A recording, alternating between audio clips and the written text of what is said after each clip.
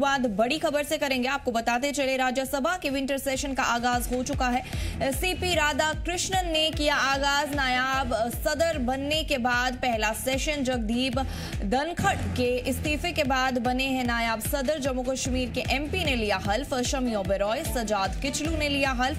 चौधरी रमजान ने भी लिया हल्फ। चौधरी रमजान ने कश्मीरी जबान में लिया हल्फ। मजीद आपको बताते चले, शमी ओबेरॉय ने डोगरी जबान में लिया हल्फ। बड़ी खबर आपको बता रहे हैं, राज्यसभा के विंटर सेशन का आगाज। सीपी राधाकृष्णन ने किया आगाज। नायाब सदर बनने के बाद पहला सेशन। जगदीप धनखड़ के इस्तीफे के बाद बने हैं नायाब सदर। जम्मू कश्मीर के एमपी ने लिया हल्फ। शमी ओबेरॉय, सजाद किचलू ने लिया हल्फ। चौधरी रमजान ने भी लिया हल्फ। चौधरी रमजान ने कश्मीरी जबान में लिया हल्फ। शमी ओबेरॉय ने डोगरी जबान में लिया हल्फ।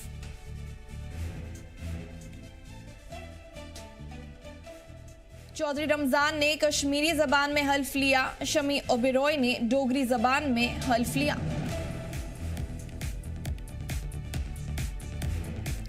बड़ी खबर से आपको आगाह कर रहे हैं, राज्यसभा के विंटर सेशन का आगाज हो चुका है। कश्मीर के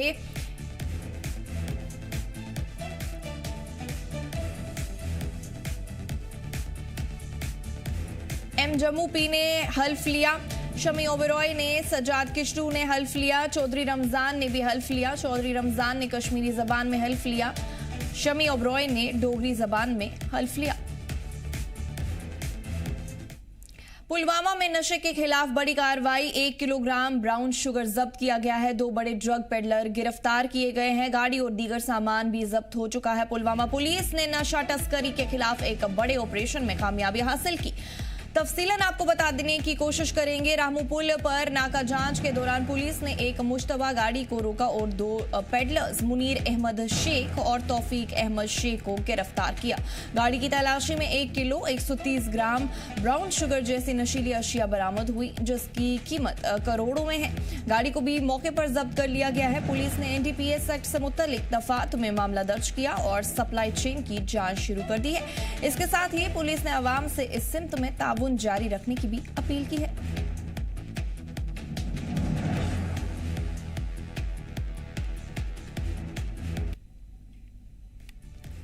इस वक्त की बड़ी खबर से आपको आगाह कर रहे हैं। पुलवामा में नशे के खिलाफ बड़ी कार्रवाई। 1 किलोग्राम ब्राउन शुगर जब्त। 2 बड़े ड्रग पेडलर गिरफ्तार किए जा चुके हैं। गाड़ी और दीगर सामान भी जब्त किया गया है। पुलवामा पुलिस ने नशा तस्करी के खिलाफ एक बड़े ऑपरेशन में कामयाबी हासिल की है। रामू पुल पर नाका जांच के दौरान पुलिस ने एक मुश्तबा गाड़ी को रोका और 2 पेडलर्स मुनीर अहमद शेख और तौफीक अहमद शेख को गिरफ्तार किया। गाड़ी की तलाशी में 1 किलो 130 ग्राम ब्राउन शुगर जैसी नशीली अशिया बरामद हुई, जिसकी कीमत करोड़ों में है। गाड़ी को भी मौके पर जब्त कर लिया गया है। पुलिस ने एनडीपीएस एक्ट से मुतल्लिक दफात में मामला दर्ज किया है और सप्लाई चेन की जांच भी शुरू कर दी है।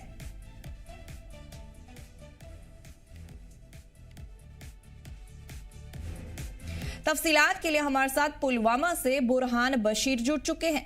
बुरहान, जानना चाहेंगे, पुलवामा में नशे के खिलाफ पुलिस ने एक बड़ी कार्रवाई को अंजाम दिया है। क्या कुछ तफसीलात है, इस हवाले से हमें बताइए। देखिए, बिल्कुल आपको मैं बता दूं कि अगर जिला पुलवामा की मैं बात करूं तो जिला पुलवामा में लगातार ड्रग्स के खिलाफ जो वार चल रहा है, उसमें जिला पुलिस पुलवामा की जानिब से लगातार कार्रवाइयां की जा रही है और लगातार उन लोगों के खिलाफ जो कार्रवाइयां है वो की जा रही है जो कहीं ना कहीं पे ड्रग्स में मुलव्वस है या इस कारोबार से जुड़े हुए हैं। तो अगर आज की बात करें तो आज भी जिला पुलिस पुलवामा की जानिब से जो पुलिस पोस्ट रोमू है उनकी जानिब से एक नाका चेकिंग के दौरान जो है एक बड़ा कंसाइनमेंट करीबन 1 किलो 130 ग्राम के करीब ब्राउन शुगर लाइक जो सबस्टेंस है उसको जब्त किया और उसके साथ साथ 2 लोगों को भी अरेस्ट किया गया। आपको मैं बता दूं कि लगातार पुलवामा पुलिस इस कोशिश में रहती है कि जो भी लोग ऐसे कामों में मुलव्वस है तो उनके खिलाफ कार्रवाई की जाए। तो क्या कुछ शिनाख्त बताई जा रही है इन 2 लोगों की, बुरहान, जिनको पुलिस ने क्या इनको हिरासत में लिया है, जिनके खिलाफ कार्रवाई की गई है? देखिए, बिल्कुल 2 लोगों को इसमें अरेस्ट किया गया है, जिनकी शिनाख्त मुनीर अहमद शेख और तौसीफ अहमद शेख, जो दोनों करना के रहने वाले हैं, उन्हें अरेस्ट किया गया।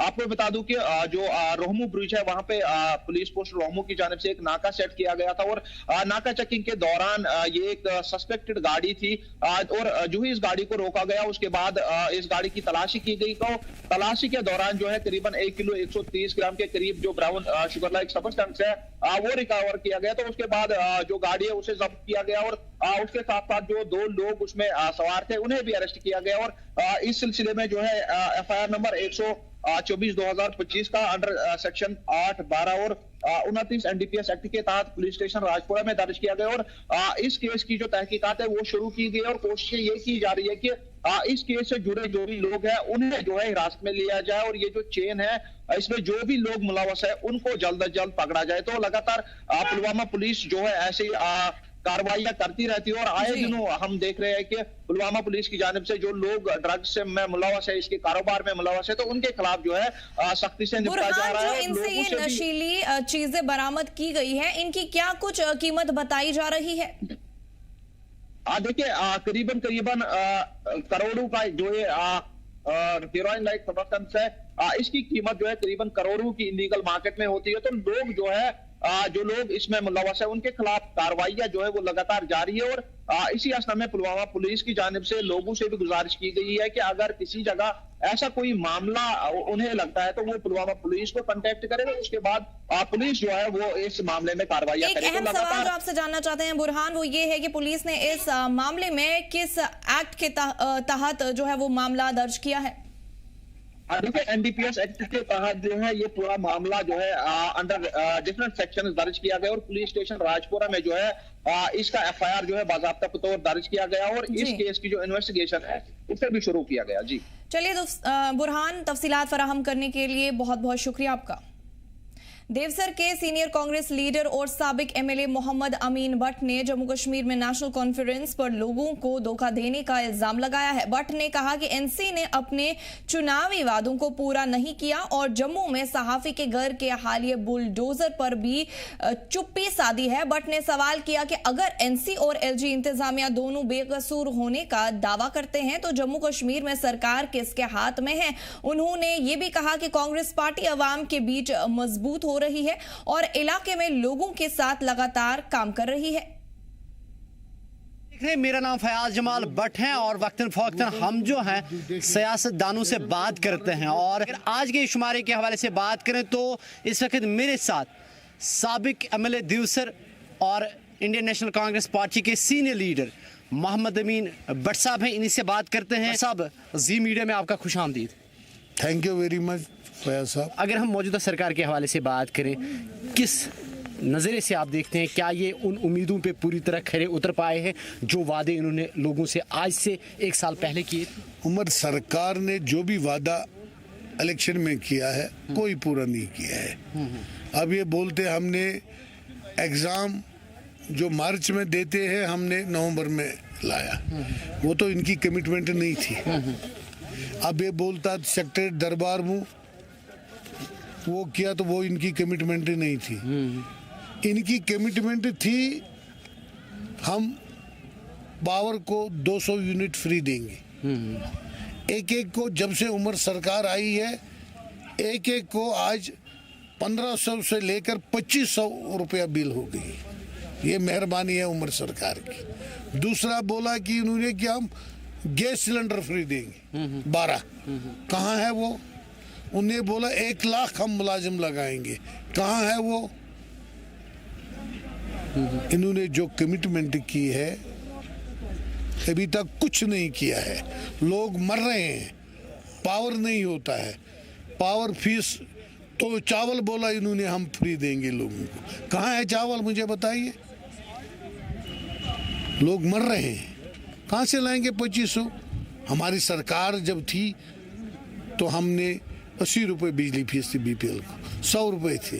कहाँ से वो बेचारा गुजर जिसके पास 1 लंप है, कहाँ से वो लाएगा जिसके पास कुछ नहीं है? जो गरीब जो बीपीएल के जुमरे में आता है कहाँ से लाएगा 2500 रुपया? लोग मर रहे हैं। गैस सिलेंडर, चावल, एम्प्लॉयमेंट, सिर्फ लोगों को धोखा किया है। सर, जब हम नेशनल कॉन्फ्रेंस के सीनियर दिग्गज लीडरों से बात करते हैं और वो कहते हैं कि अभी भी हमारे पास 4 साल है और हमने जो वादे किए हैं वो हम पूरे करेंगे, आपको क्या लग रहा है सर? नहीं, 4 साल क्या, जो 1 साल में हमें तो कम से कम कुछ लोगों को इनको बिजली फ्री देना चाहिए, चावल फ्री देनी चाहिए। कहाँ से चावल फ्री दिया है? वो सेंट्रल गवर्नमेंट ने दिया है। जब यहाँ सैलाब आ गया वो तो हम पैसा देने के लिए तैयार है, मगर चावल उतना नहीं देते हैं जितना जरूरत है आदमी को। हमें सख्ती इतनी है इस कुलगाम डिस्ट्रिक्ट में। क्या डेवलपमेंट है कुलगाम में, मुझे बताइए। सर, अगर हम बात करें तो इलेक्शन से पहले जिस तरह हमने देखा है कि बिल्डोजर चल रहे थे, लेकिन पॉपुलर सरकार बनने के बाद भी ये कार्रवाई जो है लगातार जारी है। कल भी हमने देखा है कि एक सहाफ़ी का मकान जो है जम्मू में गिराया गया, यहाँ पे कंगन गांधरबल में गिराया गया है कुछ लोगों के। इस हवाले से क्या कुछ कहेंगे? हाँ, ये गलत किया है। जिसने किया है, किस गवर्नमेंट ने किया है, गवर्नर साहब ने किया या उमर साहब ने किया, गलत किया है। क्यों उठाए इनका मकान? इनका क्या कसूर है? हम इनकी मजम्मत करते हैं। जहाँ भी मैंने, जब इन्होंने बोला जिसको गाछ चराई में मकान है, मैंने यहाँ आवाज़ उठाई है, क्योंकि यहाँ हर एक गांव गाछ चराई में है। 75% गाछ चराई में मकान है। 25% किसी के पास 2 मरले, किसी के पास 3 मरले, किसी के पास 4 मरले होगा। यहाँ तो गाछ चराई में है। जिस तरह हम 100 साल 200 साल से चलते हैं, उसी पैटर्न पर आज भी चलना चाहिए सर। और जी, हिंदुस्तान में, बम्बई में नहीं, दिल्ली में ये 300-400 कनाल फ्री देते हैं, हर हुकूमत ऐलान करते हैं। बम्बई में, महाराष्ट्र में, यहाँ क्यों? एक ही कानून होना चाहिए। हर साल गवर्नमेंट ऐलान करती है कि हम 10,000 1 लाख लोगों को फ्री मकान देंगे। यहाँ क्यों नहीं? मेरी अपील है, यहाँ लोगों के पास ज़मीन नहीं है, उनको फ्री ऑफ कास्ट ज़मीन मिलना चाहिए। 5-5, 6-6 मरला मिलना चाहिए। मेरी अपील है उमर साहब से। ये बोलते हैं हम बिल लाएंगे, कहाँ बिल? कहाँ लाया है इन्होंने बिल?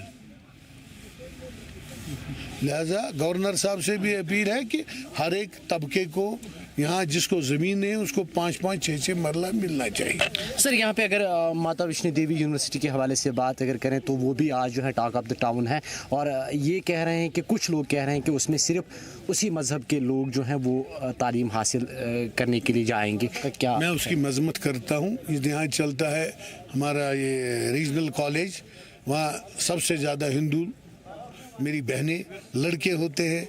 यहाँ इस मुस्लिम यूनिवर्सिटी में लोग पढ़ते हैं, यहाँ कश्मीर यूनिवर्सिटी में लोग होते हैं। हर एक यूनिवर्सिटी में हर एक तबके के लोग जाते, हिंदू हो, मुसलमान हो, सिख हो, हर एक यूनिवर्सिटी में जाना। हम सेकुलर हिंदुस्तान में रहते हैं। हमने इत्तेहाद किया महात्मा गांधी से, नेहरू जी से, इंदिरा गांधी से।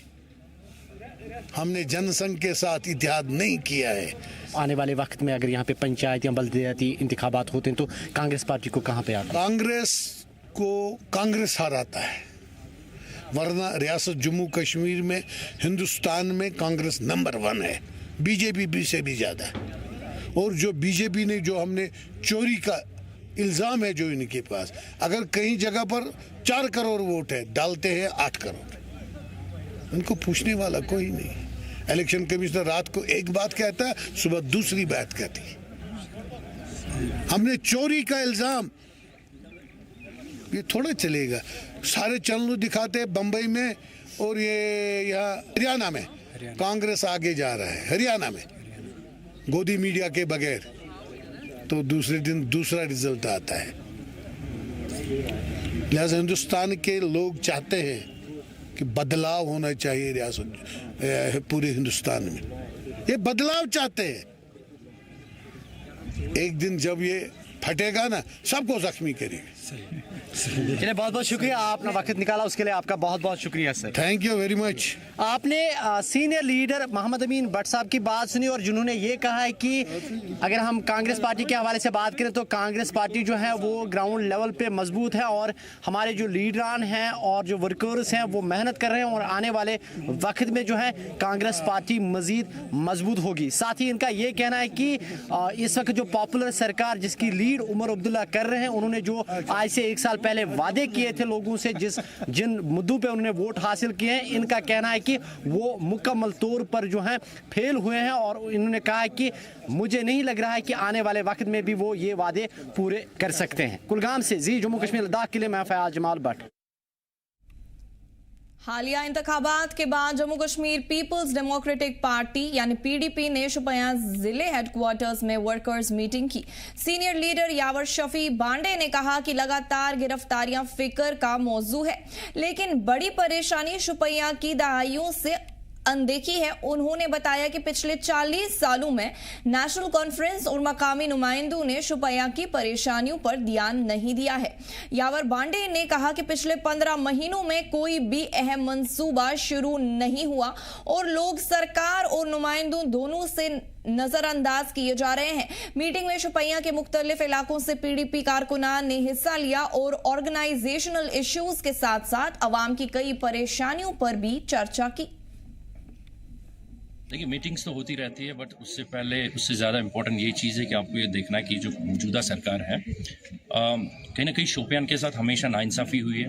पिछले 40 साल से नेशनल कॉन्फ्रेंस ने हमेशा शोपियान को इग्नोर किया है और हमारी डबल बदकिस्मती ये है कि जो हमारे यहाँ नुमाइंदे हैं उन्होंने भी ऐसी कोई लास्ट 15 महीनों में ऐसी कोई कारकर्दगी नहीं दिखाई या ऐसा कोई प्रोजेक्ट नहीं लाया शोपियान के लोगों के लिए जो लोग यहाँ के लोग जो जिस चीज़ की सराहना करते हैं। तो बदकिस्मती ये है कि हम दोनों साइड से इग्नोर हो रहे हैं, यहाँ की आवाम दोनों साइड से इग्नोर हो रही है, सरकार की साइड से भी इग्नोर हो रही है और ये जो हमारे लेजिस्लेटर है वो भी कुछ खास ज़्यादा कोई अहम जो अपनी जो रिस्पॉन्सिबिलिटीज़ है वो अच्छे तरीके से नहीं निभा रहे हैं यहाँ के लोगों के लिए। As a result of which यहाँ के लोग अभी सफ़र कर रहे हैं एंड कहीं ना कहीं इनको सरकार से तो ज़्यादा एक्सपेक्टेशन नहीं है, लेकिन अपने जो लोकल नुमाइंदे हैं उससे भी वो कहीं ना कहीं but since I have come back हमने यही कोशिश की है कि हम गांव-गांव जाएंगे, हर इलाके में जाएंगे, अपने लोगों की सुनेंगे। जो फीडबैक आज हमें लोगों से मिला है overall performance of the government वो तो पता ही है पूरे जम्मू कश्मीर में कैसे चल रही है, लेकिन हमारे जो लोकल लेजिस्लेटर है चूँकि वो इंडिपेंडेंट एमएलए है उनकी भी जो कारकर्दगी है वो कहीं ना कहीं सेटिस्फैक्टरी नहीं है और it has been a poor performance in last 15 months. इस बुलेटिन में फिलहाल